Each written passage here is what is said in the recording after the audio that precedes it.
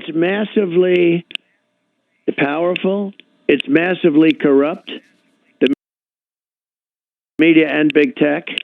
Section 230 should be taken out because that's their protection that was given artificially to them. But it's a massive form of corruption and silence and suppression.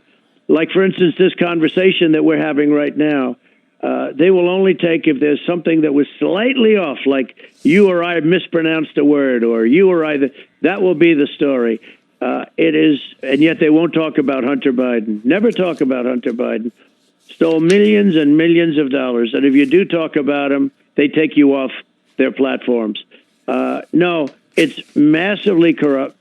I think what happened is in 2016, where I won, I caught him by surprise. I got him by surprise. And they said, we're not going to let that. I don't know why, though, because business has never been better. You know, we got hit by a pandemic, but prior to the pandemic, I had the highest numbers in history. And even now, the stock market just hit an all-time high during a pandemic. And what did I do? I came up with vaccines that people didn't think would have for 5 years. And we have them. They're going to be distributed in 2 weeks. I mean, think of what we've done. And nobody's done it like this. And we're doing much better than Europe. By the way, you know, you never hear about Europe. We're doing better than the rest of the world. We're doing better. But we have 2 vaccines. We're coming up with another one. Johnson & Johnson's coming up with one. We'll have 4 or 5 great vaccines 4 or 5 years ahead of schedule. People hardly talk about that. And they'll try and claim, they'll try and say that Biden came up with the vaccines.